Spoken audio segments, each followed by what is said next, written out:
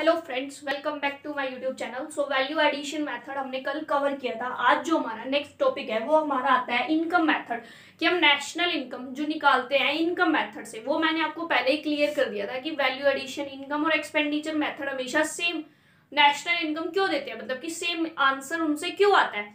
उसका रीजन क्या था? सर्कुलर फ्लो मॉडल, जो हमने फर्स्ट वीडियो में कवर अप किया था। अब हमारा नेक्स्ट टॉपिक है इनकम मेथड का।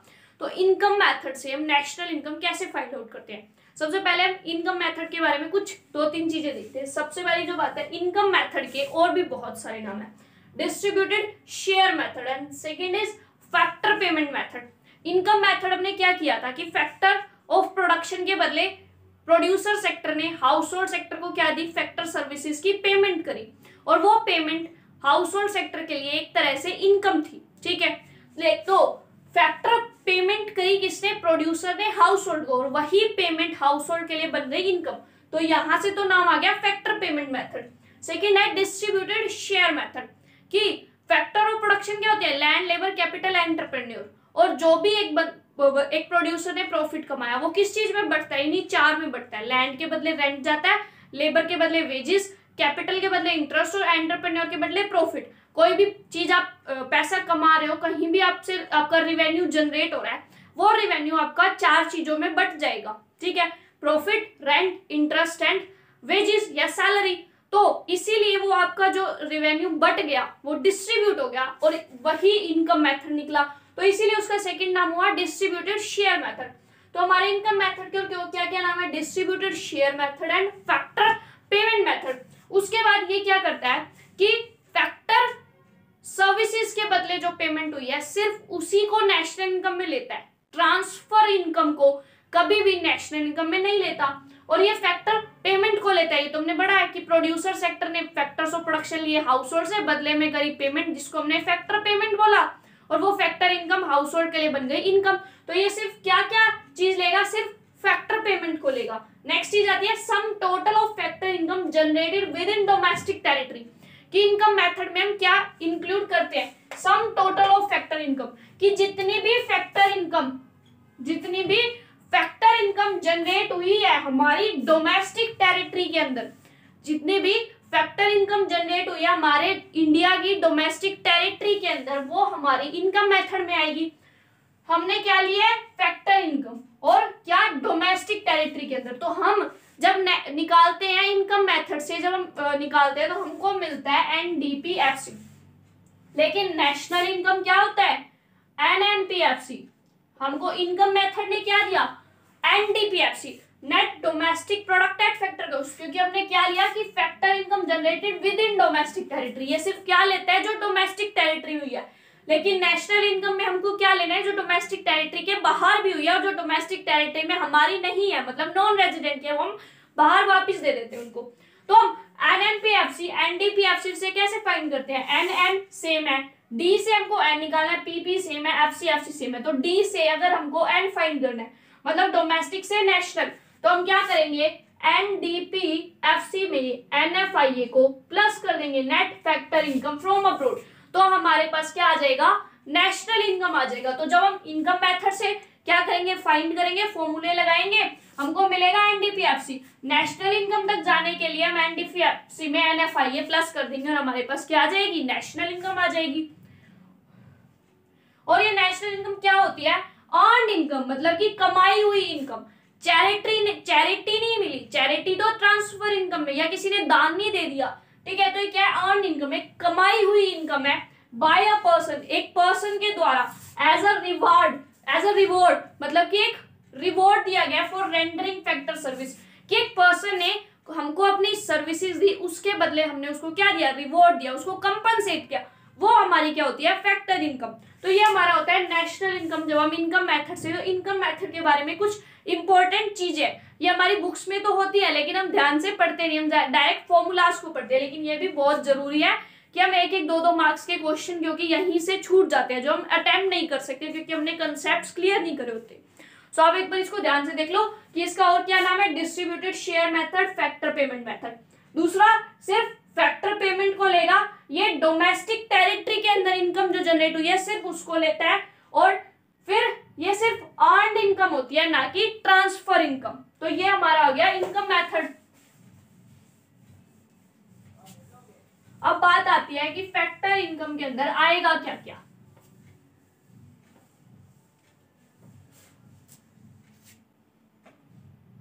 तो अगर हम बात करें कि फैक्टर इनकम के अंदर क्या क्या आएगा, मतलब कि क्या क्या कंपोनेंट्स हैं फैक्टर इनकम के। हमारे जो कंपोनेंट्स हैं उसमें हमारा सबसे पहले आता है कंपनसेशन ऑफ एम्प्लॉइज। क्या आता है? Compensation of employees. देखो हमने क्या किया, फैक्टर्स ऑफ प्रोडक्शन लिए थे, प्रोड्यूसर ने बदले में दी पेमेंट। मतलब कि सबसे पहले हम लेबर की बात करें, लेबर को वो क्या देंगे? कंपनसेशन। तो हम उसको बोलते हैं कंपनसेशन ऑफ एम्प्लॉइज। क्या बोलेंगे? Compensation of employees. और इस कंपनसेशन ऑफ एम्प्लॉइज के अंदर कुछ चीजें आती है कि कंपनसेशन क्या है, वो अलग अलग तरीके से दिया जा सकता है। तो कंपनसेशन के लिए कुछ जो है सब पॉइंट्स होते हैं या कुछ इसके कंपोनेंट्स होते हैं कंपनसेशन ऑफ एम्प्लॉइज की। कंपनसेशन ऑफ एम्प्लॉइज के अंदर क्या क्या आता है कि एक तो आपने उनको डायरेक्ट पेमेंट की कैश के अंदर, किसमें दी? कैश में, wages and salaries the, wages and salaries in cash.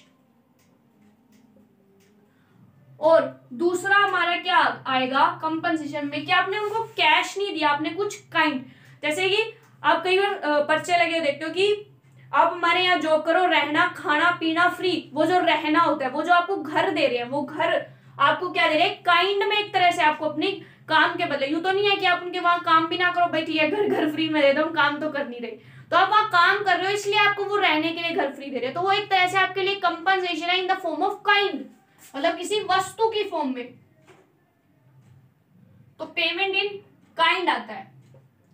दूसरा, थर्ड, आप जैसे कि देखो कि अगर आप कहीं या तो प्राइवेट सेक्टर में बहुत डिसेंट अच्छी सी जॉब कर रहे हो, नहीं तो गवर्नमेंट सेक्टर में तो पक्का मिलता ही मिलता है कि आपका सैलरी में से कुछ हिस्सा पीएफ में, प्रोविडेंट फंड में चला जाता है। और जब आप की क्या होती है, आप उस जॉब को छोड़ते हो, रिटायर होते हो, तो आपको पूरा के पूरा प्रोविडेंट फंड का पैसा मिलता है। उसको हम बोलते हैं employ contribution to social security.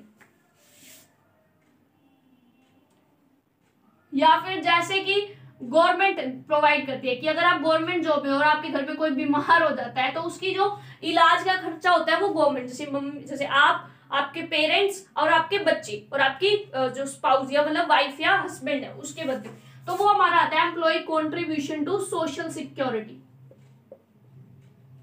वो भी आपको इसीलिए तो मिल रहा है क्योंकि आप वह काम कर रहे हो, फ्री में तो नहीं दे रहे।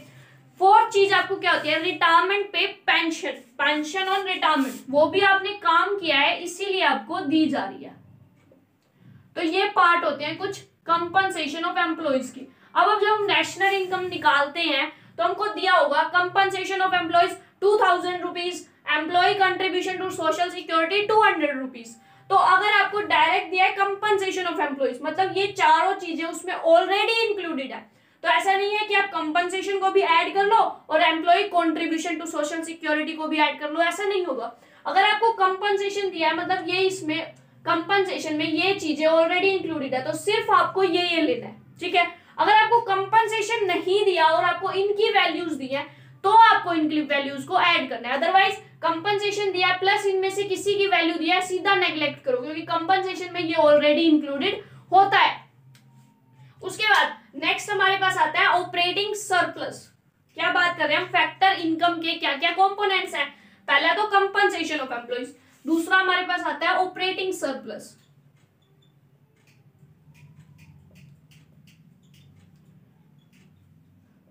ऑपरेटिंग सरप्लस, ऑपरेटिंग सरप्लस के अंदर हमारी तीन चीजें होती हैं। क्या क्या? रेंट,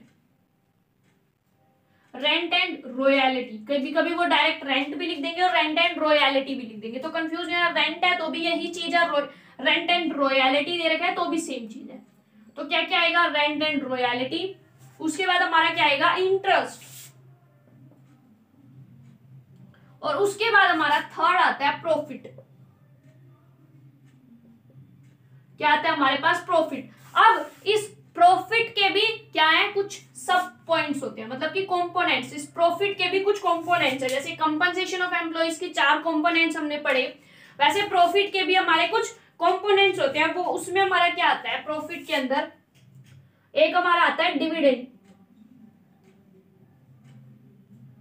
दूसरा रिजर्व प्रॉफिट या अनडिस्ट्रीब्यूटेड प्रॉफिट, सेम चीज है।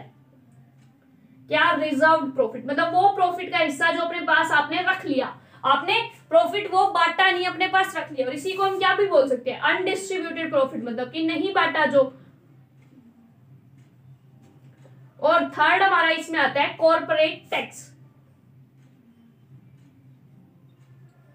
तो ये हमारे क्या है? प्रॉफिट के कंपोनेंट। अगेन वही चीज, अगर आपको क्वेश्चन के अंदर डायरेक्ट दे रखा है प्रॉफिट है मान लो 500 रुपये और डिविडेंड है 100 रुपये, तो आप सिर्फ प्रॉफिट को लोगे, आप डिविडेंड को इग्नोर कर दोगे, क्योंकि प्रॉफिट के अंदर ये तीनों चीजें ऑलरेडी इंक्लूडेड हैं।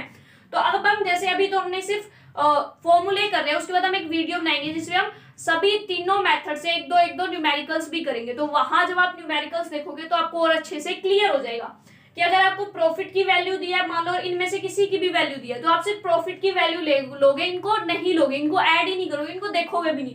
क्यों? क्योंकि प्रॉफिट के अंदर ये ऑलरेडी इंक्लूडेड है। हाँ, अगर आपको प्रॉफिट नहीं दिया फिर इनकी वैल्यू दी होती है तो आप इनको लेते हो, ठीक है। उसके बाद ऑपरेटिंग सरप्लस हमारा हो गया। ऑपरेटिंग सरप्लस के बाद हमारा आता है मिक्स्ड इनकम। थर्ड हमारे पास क्या आता है? Mixed income. ये तो आपको डायरेक्ट ही दिया मिलेगा क्वेश्चन के अंदर, मिक्स्ड इनकम। लेकिन थ्योरी में क्वेश्चन आ जाता है कि मिक्स्ड इनकम क्या होती है। वो आपसे 2 मार्क्स में भी पूछ सकते हैं, वो आपसे 3 मार्क्स में भी पूछ सकते हैं। तो मिक्स्ड इनकम क्या होती है? कि जो लोग सेल्फ एम्प्लॉयड है, मतलब कि जो लोग किसी के यहाँ जॉब नहीं कर रहे, जो लोग अपना खुद का काम कर रहे हैं, जैसे कि एक शॉपकीपर है या जो लोग रेडी वगैरह लगाते हैं, वो क्या है? वो अपना खुद का काम कर रहे हैं, वो किसी के अंडर कोई काम नहीं कर रहे। तो जो लोग सेल्फ एम्प्लॉयड है वो जो इनकम कमा रहे हैं, that is the mixed income. अब वो मिक्स्ड इनकम के अंदर क्या है? रेंट, इंटरेस्ट, प्रॉफिट और वेजेस, सैलरी सब आती है, मतलब कि फैक्टर्स ऑफ प्रोडक्शन की चारों चीजें आती है। लेकिन वो अब डिस्ट्रीब्यूट नहीं हो रही। क्यों? क्योंकि लैंड भी उसी की है, जो जैसे कि मैं हूं, अगर तो लैंड भी मेरी है। लेबर मतलब कि एज अ लेबर वो सेल्फ एम्प्लॉयड पर्सन है, खुद ही वहां काम कर रहा है, तो लेबर भी कौन है? लेबर भी वही है। ऊपर से कैपिटल भी उसकी खुद की लगाई है, किसी से मांगी तो है नहीं, ठीक है। तो कैपिटल भी उसकी खुद की है। तो इसीलिए मिक्स्ड इनकम के अंदर चारों फैक्टर्स ऑफ प्रोडक्शन की, चारों के चारों फैक्टर्स ऑफ प्रोडक्शन की पेमेंट होती है।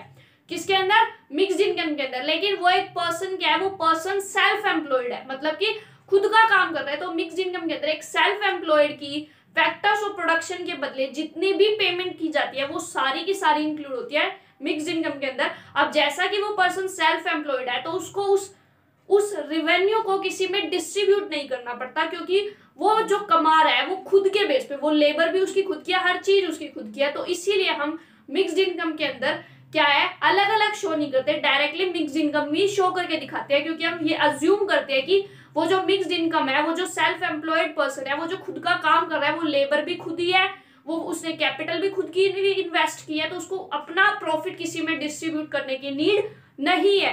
तो इसीलिए वो हमारा होता है मिक्स्ड इनकम का कंसेप्ट। तो ये अब हमारे कुछ हो गए फॉर्मूले, मतलब कुछ क्या, एक ही फॉर्मूला है, मतलब कि मेन इसके 3 कंपोनेंट है, compensation of employees, operating surplus, mix income. Compensation के 4 आगे सब points, wages and salary, payment in kind, employ contribution to social security and pension on retirement. अब देखो पेंशन ऑन रिटायरमेंट आ गया और ऊपर से दे दिया गवर्नमेंट ने ओल्ड एज पेंशन की, बुढ़ापे में जो गवर्नमेंट पेंशन 2-2,500 रुपए देती है। तो क्या वो आप नेशनल इनकम में लोगे? नहीं, वो हम नहीं लेंगे, क्योंकि ओल्ड एज पेंशन गवर्नमेंट सबको दे रही है, उन्होंने गवर्नमेंट के लिए कोई काम नहीं किया। रिटायरमेंट पे जो पेंशन मिल रही है वो तो लोगों ने काम किया है तब उनको मिल रही है, अगर उन्होंने काम नहीं किया होता तो उनको रिटायरमेंट पे कोई पेंशन थोड़ी ना मिलती। तो हम कभी भी ट्रांसफर इनकम को, जिसके बदले कुछ काम नहीं हुआ, उसको नेशनल इनकम में नहीं लेंगे। जैसे कि ओल्ड एज पेंशन को हम नेशनल इनकम में नहीं इंक्लूड करेंगे, लेकिन पेंशन और रिटायरमेंट को हम लेंगे। क्यों लेंगे पेंशन और रिटायरमेंट को? क्योंकि वो किसी ने काम किया है तब उसको वो पेंशन मिली है। उसके बाद है ऑपरेटिंग सरप्लस। ऑपरेटिंग सरप्लस के अंदर rent and royalty, interest and profit. आगे प्रॉफिट के भी कुछ सब कंपोनेंट्स हैं, डिविडेंड, रिजर्व प्रॉफिट और अनडिस्ट्रीब्यूटेड एंड कॉर्पोरेट टैक्स। उसके बाद हमारा आता है मिक्स्ड इनकम, मतलब कि जो लोग सेल्फ एम्प्लॉयड है, जो खुद का काम कर रहे हैं, जो किसी के अंडर काम नहीं कर रहे, जिनके खुद के फैक्टर्स ऑफ प्रोडक्शन है, फैक्टर्स ऑफ प्रोडक्शन इनके खुद के हैं, उनकी जो इनकम जनरेट हुई वो होती है मिक्स्ड इनकम। सो अब हमारी, जैसे हमने ये फॉर्मूले से हम नेशनल इनकम निकालेंगे, हमारे पास क्या आएगा? एनडीपीएफसी। लेकिन हमको चाहिए क्या होती है? नेशनल इनकम, मतलब एनएनपीएफसी। तो यहाँ से जब हम निकालेंगे वैल्यू एनडीपीएफसी, तो उसमें हम क्या करेंगे प्लस एनएफआईए कर देंगे, तो हमारे पास एनएनपीएफसी आ जाएगी। अब अगेन जैसे हमने वैल्यू एडिड मेथड में लिया था कि कुछ प्रिकॉशंस हमको लेनी पड़ती है, वैसे इनकम मेथड में भी हमको कुछ प्रिकॉशंस लेनी पड़ती है। तो वो प्रिकॉशंस क्या होती है, अब हम वो करेंगे कि इस फॉर्मूले से इनकम निकालते टाइम क्या क्या प्रिकॉशंस हमको लेनी है। सो ये हमारी कुछ प्रिकॉशंस है जो कि हमको ध्यान रखनी है नेशनल इनकम कैलकुलेट करते time through the income method. तो वो हमारी प्रिकॉशंस क्या क्या की है। फर्स्ट, ट्रांसफर इनकम नहीं लेनी, ऑलरेडी टोल्ड यू, मैंने पहले ही बताया कि हम ट्रांसफर इनकम को नेशनल इनकम में इंक्लूड नहीं करते, क्योंकि वो किसी ने हमको सर्विसेज नहीं दी, वो एज अ चैरिटी दी गई है ट्रांसफर इनकम, या ऐसे ही हमने रिश्तेदारों को या हमने अपने घर वालों को दिया, ठीक है, उसके बदले हमने उनसे कुछ सर्विसेज नहीं ली। तो ट्रांसफर इनकम हम कभी भी नेशनल इनकम में नहीं लेते। Second is income from illegal activities, की गैर कानूनी काम अगर आपने कोई करे और वहां से आपको इनकम हुई है तो वो भी नेशनल इनकम में इंक्लूड नहीं होगी। थर्ड, ये तो हमने वैल्यू एडिशन में भी करा कि sale and purchase second hand goods की करी है, उस पर हमने इनकम नहीं लेंगे। लेकिन अगर वही हमने कमीशन दिया है किसी को सेल एंड परचेज किसके, सेकेंड हैंड गुड्स की, तो हम वो कमीशन को जरूर लेते हैं किसके अंदर, नेशनल इनकम के अंदर हम जरूर लेंगे। अगर नेक्स्ट हमारा ब्रोकरेज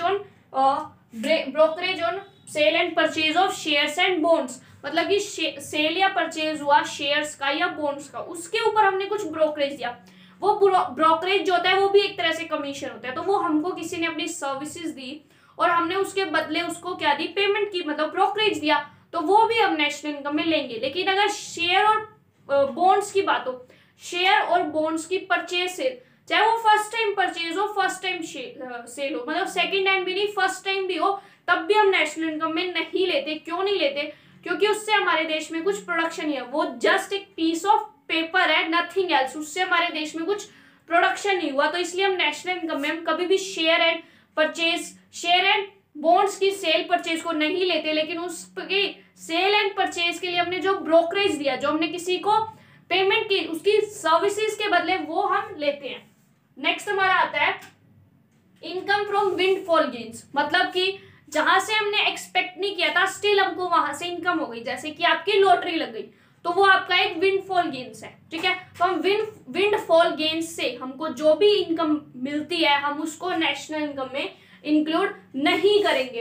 नेक्स्ट हमारा इम्प्यूटेड रेंट, ये हमने वैल्यू एडिशन में भी किया था कि आपके सेल्फ एम्प्लॉयड अगर फैक्टर्स ऑफ प्रोडक्शन है, उनके बदले आप कोई भी पेमेंट करते हैं तो वो आप नेशनल इनकम में जरूर लेंगे, भले ही आपको वो पेमेंट नहीं करनी पड़ती। जैसे कि मैंने लैंड का एग्जांपल दिया था कि आपने अपनी खुद की जमीन पे फैक्ट्री लगा रखी है, तो आपको जमीन के बदले किसी को कुछ देना नहीं पड़ रहा। लेकिन अगर वही जमीन किसी और की होती तो आपको उसके बदले कुछ देना पड़ता, आपको रेंट देना पड़ता। तो भले ही अब आपको नहीं देना पड़ रहा, लेकिन वो एक्चुअल में यूज तो हो रही है फैक्टर्स ऑफ प्रोडक्शन में, तो उसके ऊपर जो रेंट है वो आप नेशनल इनकम में इंक्लूड करते हैं, वो हम करेंगे नेशनल इनकम में, भले ही आपको वो किसी को पे नहीं करना पड़ रहा। अगेन ये वही चीज है जो मैंने पहले बताई थी कि अगर जैसे मैंने कंपनसेशन ऑफ एम्प्लॉइज की बात की थी कि अगर आपने कंपनसेशन ऑफ एम्प्लॉइज को ऑलरेडी ले लिया तो उसके जो सब पॉइंट्स थे, उसके जो कंपोनेंट्स थे, वो आप नेशनल इनकम में नहीं ऐड करोगे, क्योंकि कंपनसेशन में वो ऑलरेडी इंक्लूडेड है।